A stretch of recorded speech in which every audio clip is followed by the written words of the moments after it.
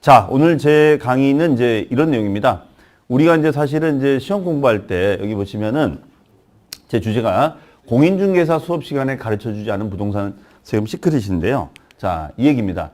우리가 이제 시험 공부할 때 우리가 배웠던 세금이 있고 배우지 않았던 세금이 있어요. 그런데 오늘은 바로 배우지 않았던 세금에 대해서 좀 말씀드리고자 이런 주제를 좀 정해봤습니다.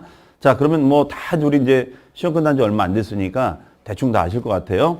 자, 일단은 우리가 취득할 때 내는 세금, 우리 시험법에서 배웠던 게 뭐였죠? 취득세 배웠죠, 취득세. 그 다음에 등록면허세. 자, 그런데 우리가 안 배운 세금이 있어요. 안 배운 세금이 뭐냐면 취득의 원인이 상속이나 증여를 받았을 때 우리가 상속세나 증여세라는 국세도 냅니다. 여러분들 안 배우셨죠? 네.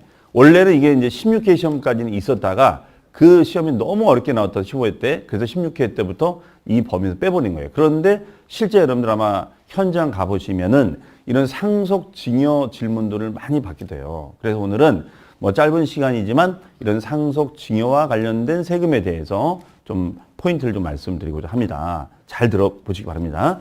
그리고 이제 또 우리가 부가가치세라는 세금이 있는데요.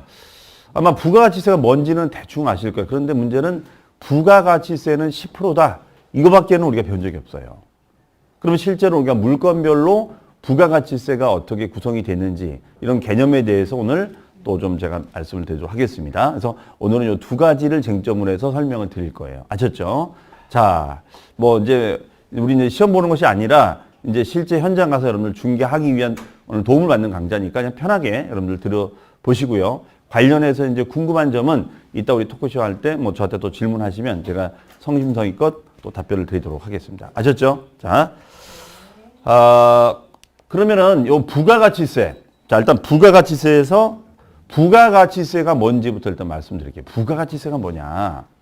그래서 보통 우리가 마트 가서 이제 물건 같은 거 사면은 그 물건에 부가세가 있죠. 세금이 있습니다. 그때 우리 10%에 포함된 부가가치세를 우리는 이미 납부를 하고 있단 말이에요. 그러니까 우리가 늘상 생활에서 겪고 있는 것이 바로 부가가치세인데 좀 더 이제는 우리가 합리적으로 좀 정의를 한번 해볼게요. 자, 일단 굳이 이제 개념 정의를 하자면 부가가치세라는 것은 일단은 사업자가 일단 주체가 됩니다. 사업자. 즉 무슨 말이냐면 부가가치세는 납세무자가 일반 개인이 아니라 사업자 등록을 하신 분들이 바로 납세무자가 된다는 거예요. 그럼 여러분이 만약에 이제 뭐 소공으로 활동하시다가 아니면 이제 뭐 좀 쉬었다가 이제 창업을 하셨다. 그러면 이제 개공이 되신다.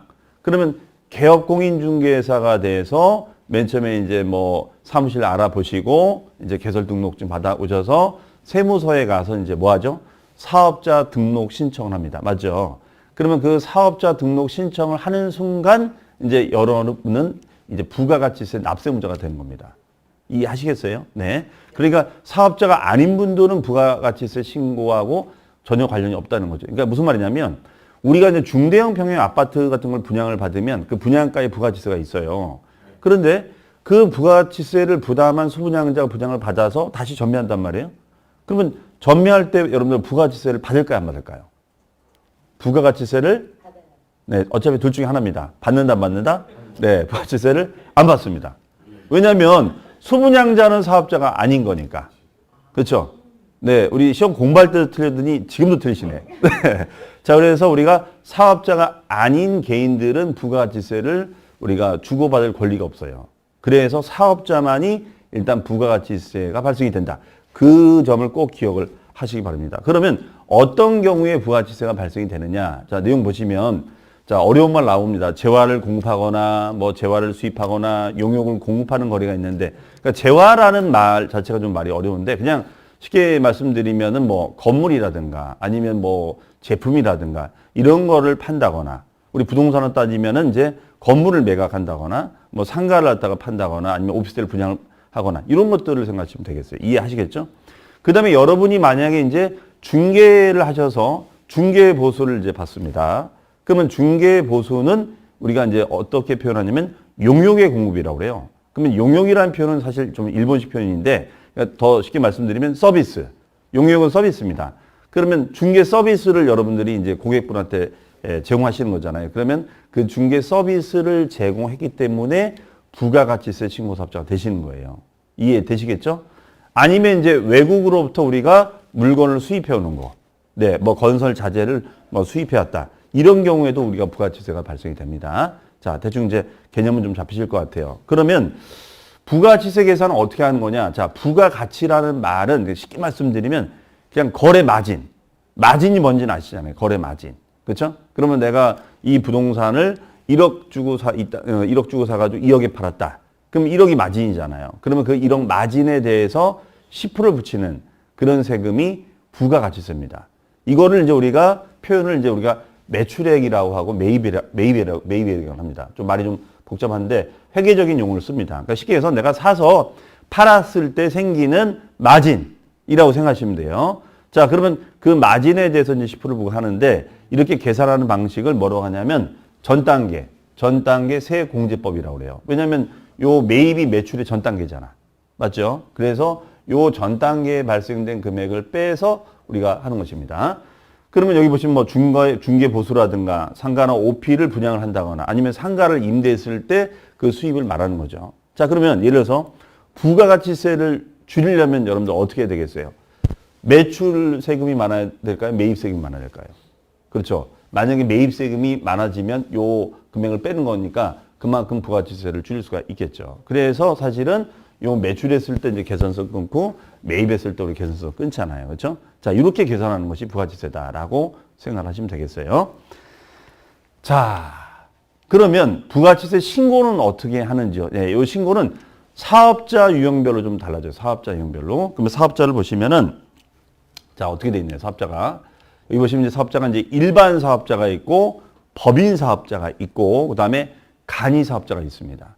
자, 좀 더 다시 말씀드리면 우리가 부가가치세를 신고하는 사업자가 있고 그 신고하는 사업자는 매출 규모에 따라서 이제 간이 사업자, 일반 사업자 이렇게 나눠집니다. 간이 사업자라는 말 들어보셨죠? 간이 사업자라는 말은 뭐냐면 간편하게 신고하는 사업자를 줄여서 간이 사업자라고 그래요. 그럼 여기 보시면 간이 사업자는 1년에 몇 번 신고한다고 되어 있습니까? 1년에 한 번. 그러니까 간단하잖아요. 딱 한 번만 신고하세요. 그러면은 1월 1일부터 우리가 12월 말까지 중개보수 받은 것이 있다면 그거 1월 달에 딱 한 번만 신고하시면 돼요. 그래서 이것을 간이 사업자라고 얘기합니다. 그 다음에 이제 일반 사업자는 우리가 이제 개인 사업자가 있고 이제 법인 사업자가 있습니다. 그러면 여러분들께서 만약에 그냥 개인 사무실을 차리면은 이제 일반 개인 사업자 아니면 간이 사업자가 되시는 거고 그 다음에 이제 중개 법인을 만드시면은 이제 여러분들은 이제 법인 사업자가 되시는 겁니다. 그러면 법인 사업자는 아무래도 신고를 여러 번 하도록 돼 있어요. 그러면 1년에 여기 몇 번 한다고 돼 있습니까? 1년에 4번 신고하도록 돼 있죠. 네, 그래서 우리가 3개월 단위로 신고하는 예정 신고 2번, 6개월 단위로 신고하는 확정 신고 2번으로 돼 있습니다. 네, 그만큼 이제 법인은 아무래도 이제 여러 사람이 하는 거니까 그래서 신고 의무를 또 매출도 많을 거니까 이렇게 여러 번 두고 있다는 사실이에요. 다만 이제 일반 개인 사업자는 1년에 2번, 그러니까 6개월 단위로 끊어서 우리가 이제 신고를 합니다. 근데 통상 여러분들이 이제 사무실을 보통 오픈하면 이제 간이 사업자로 오픈을 많이 하죠. 그 경우에는 이제 1년에 딱 한 번만 이제 신고하시면 되겠고, 그 다음에 이제 간이 사업자로 가시다가 이제 중개 보수가 이제 늘어나고 매출 규모가 늘어나서 뭐 잘 돼요. 그러면 이제 세무서에서 알아서 연락이 옵니다. 선생님은 이제 일반 사업자로 전환을 하셔야 됩니다. 그러면 이제 간이 사업자를 포기하고 포기 신고를 하시고 일반 사업자로 전환이 되시면 됩니다. 자, 우리가 지금 제가 말씀드린 얘기를 아마 뭐 지금 사업을 과거에 하셨던 분들은 좀 아실 텐데 아마 처음 듣는 분들이 많이 계실 거예요. 왜? 우리가 시험 공부할 때는 배운 적이 없었거든요. 그래서 오늘 주제가 시크릿입니다. 네, 잘 들어보십시오. 자, 그러면 우리가 또 이게 이제 우리 실전에는 또 중요한 건데 그러면 모든 우리가 뭐 중개 거래를 할 때 다 부가가치세가 발생되는 거냐? 그렇지는 않습니다. 부가가치세가 발생이 되는 거래도 있고 발생이 되지 않는 거래도 있습니다. 요것만 여러분들 오늘 알고 가셔도 중개할 때 도움이 돼요. 다시 말하면 우리가 부동산 거래할 때 세금 개선서를 발행해야 되는지 아니면 발행하지 않아도 되는 건지 이거 헷갈리는 분들 되게 많으시거든요. 그래서 요것만 알아두셔도 여러분들이 중개할 때 좀 도움이 되실 거예요. 자, 그러면은 여기 보시면은 자, 요거 좀 중요한 건데 토지를 공급했을 때 물론 제가 이제 RSA 우리 본 강의 할 때 이거 다 제가 또 더 디테일하게 설명할 겁니다. 어차피 오늘 들으셔도 네, 다음 주가 되면 기억이 안 나시기 때문에, 네, 어차피 뭐, 그거는 제가 걱정하지 않습니다. 네. 자, 그러면 토지를 공급. 그럼 만약에 여러분들이 만약 토지 중개를 하신다. 그러면은 우리가 지주한테 토지 작업을 하셔서 땅을 지주가 팔 거예요. 그러면 개발법인에다 땅을 팔면 요 땅값이 만약 10억이다. 그러면 10억에 대해서는 부가가치세가 있다 없다? 없다는 거예요. 이때는 세금 개선서를 발행하지 않습니다. 세금 개선서를. 그래서 여기 보시면 세금이 없기 때문에 계산서라는 용어를 쓰는 거예요. 이런 규정을 뭐라고 하냐면 면세입니다. 면세라는 거예요. 면세. 이때 면세는 부가가치세가 면제가 된다라고 해서 이것을 면세라고 그래요. 면세. 이해하시겠죠? 네. 자, 그 다음에 이제 우리가 아파트 같은 경우에는 국민주택 규모 이하. 여러분들, 국민주택 규모 이하니까 전용 몇입니까? 전용 85제곱미터 이하. 자, 이건 뭐 기본이죠. 자, 그러면 전용 85제곱미터 이하 거를 분양을 받으면 이거는 부가가치세가 없습니다. 그래서 간혹가다 혼동되시는 게 뭐냐면, 아니, 교수님, 아니, 저는 부가가치세를 냈는데 분양받을 때, 그분은 80을 넘었기 때문에 그런 거예요. 그래서 부가가치세를 부담하고 분양을 받았다는 것은 중대형 평형을 분양 받았다는 뜻이지. 그러면은 그 분양을 받을 때 부가세를 냈다는 것은 그 고객은 좀 자산이 있을 가능성이 있는 거예요. 그러니까 이런 분 잡으셔야 돼요. 네. 그러니까 한번 물어보세요. 분양 받으셨을 때 부가세를 내셨나 안 내셨나? 그럼 아무 생각 없이 이제 답변하십니다. 그러면은 냈다. 중대형이다. 이 사람이 그러면 좀 자산 좀 있겠구나. 네. 그러면 이제 바로 커피를 바꾸셔야 됩니다. 네. 네. 커피를 원두 커피로 바꾸셔서 이제 관리하셔야 돼요. 아셨죠? 자, 그 다음에가 주택임대. 자, 요즘 이제 주택임대 사업자 등록을 내시는 분들이 많아요. 그렇죠? 자, 아마 여러분들 이제 중개하시면은 그 임대주택 사업에 대해서 문의를 많이 하실 거예요. 물론 제가 이제 본 강의 때도 주택임대 사업자에 대해서 자세히 또 설명을 드릴 겁니다. 그러면 그 임대인들 관리 잘 하셔야 되는데 그 주택 임대했을 때 이제 물어보거든요. 아니, 내가 지금 뭐 원룸 월세도 좀 받고 내가 아파트도 이번에 뭐 반전세 반월세로 돌리고 내가 뭐 지방으로 가게 됐다. 그럼 사장님 나 이거 뭐 부가가치세 어떻게 뭐 세금 신고해야 되는 거야 말아야 되는 거야? 이런 질문들 많이 하시거든요. 이 경우에는 부가가치세가 있습니까 없습니까? 없습니다. 주택의 임대료는 부가가치세가 없어요. 여러분들 저기 서울역 남산 쪽에 가면은 중대형 평형의 아파트가 많아요. 왜 그런 거 아니? 거기에 세입자들이 의외로 외국 기업에 다니는 오너들이 많습니다. 그러면 우리가 광화문에 외국 기업이 많거든요. 그럼 이분들이 월세 한 4,500씩 내요. 그 월세 4,500만 원도 부가가치세는 없습니다. 아마 처음 들으셨을 거예요. 네. 그래서 주택의 임대에 대해서는 부가가치세 신고 의무가 없기 때문에 과거에 임대 소득에 대한 신고를 안 해도 넘어갔던 것입니다. 사실은. 반면에 우리가 건물의 공급이나 건물의 임대, 예를 들어서 우리가 상가예요. 그러면 만약에 여러분이 분양상가 중개를 하시는 겁니다. 그러면 분양상가 중개를 하셨을 때 그 분양가에 부가가치세가 있냐? 있죠. 있습니다. 그러면 분양계약서를 보시면 건물분하고 대지분이 있단 말이에요. 그러면 그 건물분에 대해서는 부가가치세 10%가 발생이 됩니다. 하지만 대지 지분은 토지의 공급이 되기 때문에 이 경우에는 부가가치세가 면제가 된다는 뜻이에요. 이해하셨습니까? 그럼 예를 들어서 만약에 분양가가 뭐 10억짜리 상가인데 뭐 건물분이 뭐 4억이고 우리가 대지 지분이 6억입니다. 그러면 4억에 10%면 4천만 원이 되는 거죠. 그러면 그 건물 부분만 부가가치세가 있다는 것입니다. 그리고 그 상가를 임대를 놨을 때는 부가가치세가 또 발생이 된다. 이렇게 얘기가 됩니다. 예, 뭐 별말 안 했는데 지금 시간이 금방 가고 있습니다. 잘 따라오셔야 됩니다. 자, 그 다음 주제로 한번 가볼까요? 그러면 부가가치세 신고 사업자 중에 일반 사업자, 간이 사업자가 있다던데요. 어떤 사업자가 유리한 거예요? 이것도 참 제가 질문이 많이 받는데 여기 보시면은 느낌상 여러분들 일반 사업자가 유리한 것 같습니까? 간이 사업자가 유리한 것 같습니까? 이거 금방 답변할 수 있을 것 같은데요. 네. 자, 바로 정답은 간이 사업자입니다. 왜? 일단 노란 색깔이 많이 칠해져 있잖아요. 네.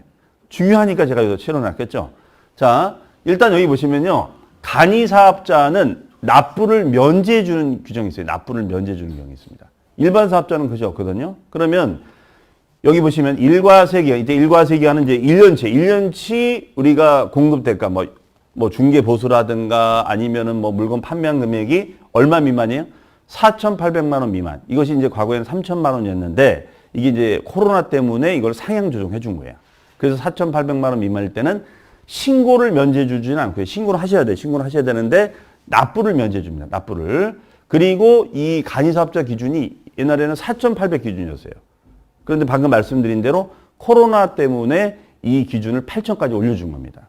그러니까 어진간하게 중개하지 않고서는 간이사업자를 못 벗어나신다라고 생각하시면 돼요. 그래서 여러분이 처음 중개하실 때는 이제 간이사업자 등록을 하셨지만 이제 2년 뒤에 이제 우리 2년마다 이제 중개 또 법정 연수 교육 받으셔야 되잖아요. 그렇죠? 그때는 이제 일반 사업자로 오셔야 됩니다. 네. 우리 이제 12월 20일 날 우리 RS의 동문 송년 모임이 있는데 어쨌든 그 우리 동문 모임을 이제 매년마다 한단 말이에요. 그때 오실 때마다 하여튼 간이 사업자로 하신 분들은 꼭 일반 사업자로 전환하시고 또 일반 사업자신 분들은 중개법인 만드셔서 이제 매출 규모가 늘어나시기를 간절히 기대하겠습니다. 기대하겠습니다. 자, 그 다음에 이제 상속세하고 증여세입니다. 이 상속세하고 증여세는 사실은 요것만 제가 오늘 설명하려도 진짜 이거 뭐 한 몇 시간 설명해야 되는데 딱 포인트만 말씀드리겠습니다. 자, 이 고객들이 이제 오시면은 이제 많이 물어보는 게 사장님 상속이 유리합니까? 증여가 유리합니까? 이 질문을 많이 해요. 사실은. 자, 근데 상속이 유리한 것도 있고 증여가 유리한 것도 있어요. 그런데 결론부터 말씀드리면 요즘 뭐 강남 부자들 중심으로 해서 젊은 자산가 분들은 보통 이제 우리가 이 상속 증여에 있어서는 사전 증여를 많이 합니다. 사전 증여를 많이 하는 이유가 뭐냐면 두 가지예요. 첫 번째는 뭐냐면 상속권 분쟁 때문에. 네, 상속을 받고 나서 싸우는 경우가 너무나 많거든요. 그래서 상속권 분쟁을 조금이라도 줄이기 위해서 먼저 사전에 좀 증여를 하고, 두 번째는 뭐냐면 사전에 증여를 하면 상속 재산의 크기를 줄일 수가 있잖아요. 그래서 사전 증여를 많이 합니다. 그러니까 과거에는 뭐 상속은 상속, 증여는 증여였는데 요즘은 증여를 많이 하는 편이에요. 그래서 여러분들이 거꾸로 고객분들한테도 이제 그렇게 설계를 해주시면 좋아요. 그 두 가지 측면에서 사전에 좀 증여하자. 그러면 어떤 걸 증여할 거냐? 수익형 부동산을 증여할 거냐? 비수익형을 증여할 거냐? 예를 들어서 우리가 뭐 상가가 있고 뭐 토지가 있다면 상가를 증여할 거냐? 토지를 증여할 거냐? 그러면 이걸 어떻게 이제 설계할 거냐 이거죠. 그렇죠? 근데 이걸 잘 말씀하셔야 되는 게 뭐냐면 그럼 수익형과 비수익형이 있는데 수익형을 여러분이 이제 잘 말씀해서 증여를 해줬어요. 그랬더니 자제분이 연락이 없더래요. 네? 이제 볼장 다 봤다는 거죠. 네? 근데 비수익형 토지는 이거는 뭐 당장 저기는 안 나오는 거니까. 근데 나중에 개발하면 시간 걸리잖아. 그러니까 부모님한테 계속 연락할 수밖에 없다는 거예요. 그래서 이런 부분들도 여러분들이 좀 잘 디테일하게 좀 설계하셔야 되는데 역시 이제 이런 자세한 부분들은 제가 이제 본 강의 때 가서 여러 가지 좀 에피소드 말씀을 많이 드리도록 하겠습니다. 자, 그러면 상속세에선 요것만 일단 알아두시면 돼요. 그러면 상속세를 내려면 어느 정도 재산이 돼야 되느냐? 자, 제가 뭐라 써놨습니까? 적어도 10억 원 넘어야 된다. 대신 물어볼 게 있어요. 여러분이 만약에 장례식장 가셨는데 그 지인분 장례식장 가셨는데 자, 딱 하나만 물어보세요. 만약에 그 돌아가신 분의 배우자인 어머니가 살아 계시다. 그러면은 10억이고요. 만약에 그 어머니가 안 계시다면은 5억으로 낮아집니다. 그래서 보통은 우리가 정부 고시가, 보통 우리가 시험 공부할 때 기준시가로 배우셨죠? 그 기준시가상으로 10억을 넘었을 때 상속세가 나온다. 그것만 기억하시면 돼요. 나머지는 이거는 우리가 세무사 사무실을 통해서 상담을 받아야 돼요. 왜냐하면 실제 상속세 같은 경우는 상속 재산 가치 평가가 실무적으로 되게 복잡합니다. 사실은. 왜냐하면 이제 우리가 상속 재산이 뭐 토지, 건물, 예금, 적금도 있지만 특히 예적금 같은 경우에는 차명 거래도 많기 때문에 보통 우리가 한 몇 년치 예적금 자료를 다 인출해가지고 그 자료를 다 엑셀로 만들어야 돼요. 그래서 우리가 상속세 신고가 보통 6개월까지 신고 여유를 두는 이유가 바로 여기 있는 것입니다. 그래서 다 까먹어도 좋아요. 일단은 얼마라고요? 10억. 네. 10이라는 숫자만 기억하시면 돼요. 그리고 역시 10입니다. 10년 단위로 증여하는 것이 증여세와 상속세를 줄일 수 있는 방법인가요? 예. 이게 무슨 말이냐면 우리가 이제 증여를 할 때 만약에 자, 여기 뒤에 보시면은 우리가 배우자에게 증여주면 6억 원이고 직계존비속은 5천만 원입니다. 그러니까 가장 현재 우리가 증여 공제 효과가 제일 큰 분이 배우자예요, 배우자. 그러니까 세법은 배우자가 너무너무 중요한 역할을 해요, 사실은. 절세에 정말 많이 도움이 됩니다. 그러니까 이런 게 제일 안 좋은 거예요. 뭐 부부 동시 사망. 네, 이거 정말 안 좋습니다. 네. 배우자 공제가 사라지기 때문에 어쨌든 꼭 한 분은 계셔야 돼요. 그러니까 좀 재산이 먼저 많으신 분이 먼저 가시고 그 다음에 남은 배우자가 계시면은 공제를 많이 받을 수 있게끔 설계를 해놨어요.